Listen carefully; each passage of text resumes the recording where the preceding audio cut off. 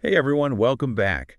We're diving into something today that's becoming more and more important for, well, pretty much every organization out there, but especially for public service like yourselves. Yeah, we're talking about AI. And no, not the robots taking over the world kind of AI. Right, right. Although that's a conversation for another time, maybe. Definitely another time.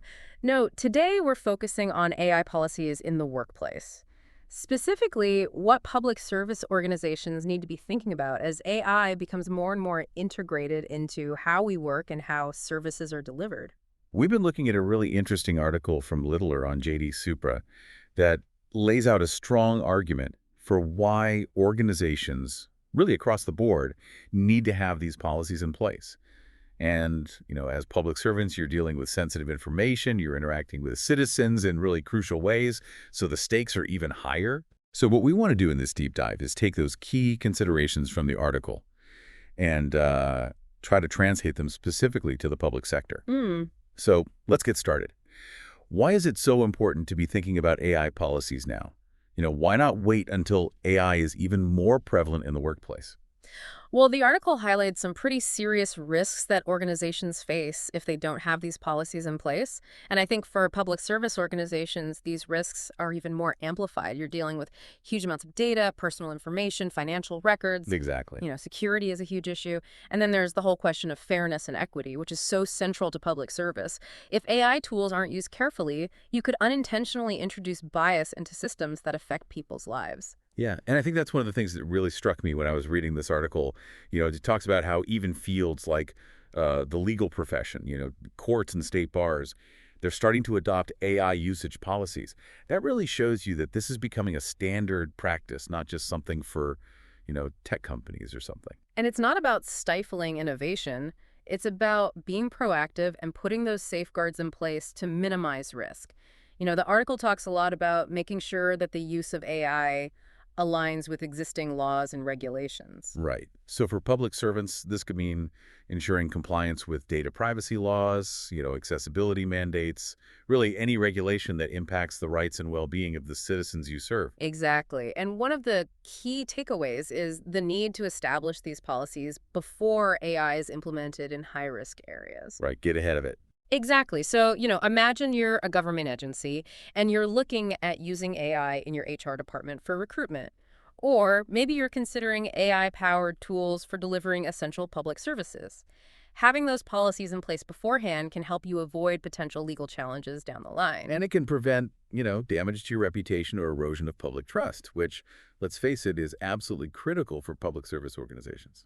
It is, and I think the article also makes a great point about the increasing use of third-party vendors who are offering AI solutions to government agencies. So having your own AI usage policy becomes even more important because it sets the terms of engagement. It's like a roadmap, right? It lays out the expectations and guidelines for those partnerships. It does. It ensures that any external AI tools that you're using are aligned with your organization's principles and, of course, with your legal obligations. So let's break down what should actually be included in an AI usage policy, especially for the public sector. The article starts off by talking about a purpose or a mission statement for the policy. And, at first glance, that might seem a little bit high level, but why is that such a crucial starting point?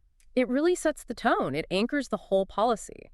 And for public servants, this goes beyond just, increasing efficiency or productivity. It's about demonstrating a commitment to transparency, to accountability, and to using AI ethically in service of the public good. That really reframes it, doesn't it? It's not just a technical document, it's a statement of values. Right. Okay, next up, we have to actually define AI. What are we talking about here? What tools does this policy cover? And this seems tricky because AI is evolving so quickly. Yeah, I mean, trying to pin down a specific definition of AI, that's difficult. It's like trying to hit a moving target, right? Yeah. But what the article emphasizes is that the language in the policy needs to be clear and straightforward. It needs to be accessible to everyone in the organization, regardless of their technical background. So ditch the jargon. Ditch the jargon. Focus on what AI actually does and what kinds of tools we're talking about. And this section should also clearly identify which AI tools are approved for use and which ones are off limits. Okay, so we've defined it, we've clarified what tools are acceptable. Now, who does this policy apply to? I mean, it's not just full-time employees. It's not just full-time employees, no. The article's very clear about that. It says the policy needs to cover anyone who might interact with your organization's AI systems. So that includes contractors, volunteers, even temporary staff or interns. So anyone who has access needs to be aware of the rules and the guidelines. They do. And then there's the question of scope. How broad is this policy? And I think in a public service organization where you have such a variety of roles and responsibilities, figuring out the scope can be a little bit more complex. Yeah, it's not one size fits all. Right. It's not one size fits all. So, the policy might allow for a wider range of AI tools to be used in administrative functions, but then have much stricter limitations in areas that involve sensitive citizen data or decisions that have a significant impact on people's lives. Right. And the article gives a really good example about HR departments. There might be restrictions on using AI in recruitment because of concerns about bias. And, that's especially relevant in the public sector, where fair and equitable hiring practices are absolutely essential. They are. And another really important point that the article brings up is the absolute prohibition on feeding sensitive client data, or in your case, citizen data, into public AI platforms. Those platforms where anyone can access them. Right. Because of security vulnerabilities. I mean, that's just a non-starter. Absolutely. Okay, Right. let's talk about data security and risk management. I mean, this has to be a core element of any AI usage policy, but especially in the public sector. Absolutely. You're dealing with incredibly sensitive information that citizens have entrusted to you. So the policy needs to lay out very clear rules for how data is collected, stored, processed, and ultimately disposed of when AI is involved. So you need to be thinking about the entire life cycle of that data. You do. And you also need to be very clear about the handling of personal and sensitive information. It has to align with data protection laws and best practices. And when you're working with external vendors who are providing AI tools, Which is increasingly common, right? it is, you need to be really diligent about vetting their security measures. How are they protecting your data, your employees' data, and most importantly, the data of the citizens you serve? And you need to make sure that those security measures are actually spelled out in your contracts with those vendors. Absolutely. Okay, another huge component, training. I mean, you can have the most beautiful, comprehensive AI usage policy in the world, but if your teams don't know about it, if they don't understand how to apply it, It's useless. it's useless. The article really stresses the importance of training.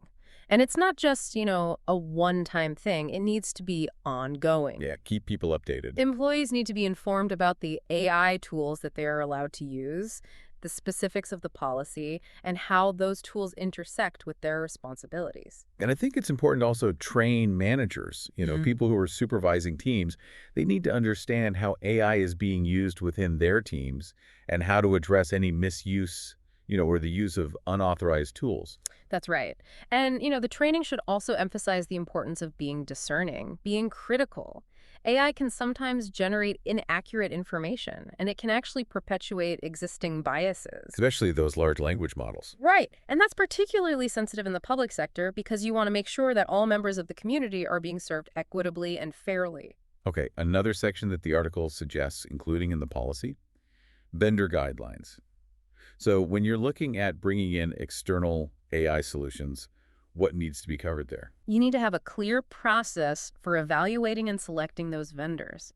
And you need to identify who within your organization is responsible for making sure that those vendors are complying with your AI usage policy. You need someone who's accountable. You do. And the article points out that vendors often have their own terms and limitations on how their AI tools can be used. So those need to be factored into your own policy. Okay, and then there are these additional guardrails.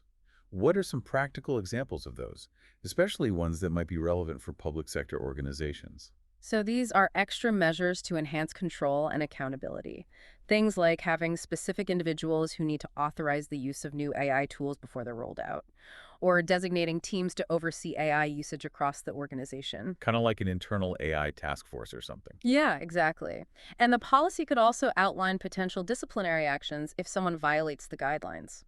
So there are consequences. There are consequences, and one of the most important guardrails, and the article really emphasizes this, is the concept of human in the loop. Explain what that means.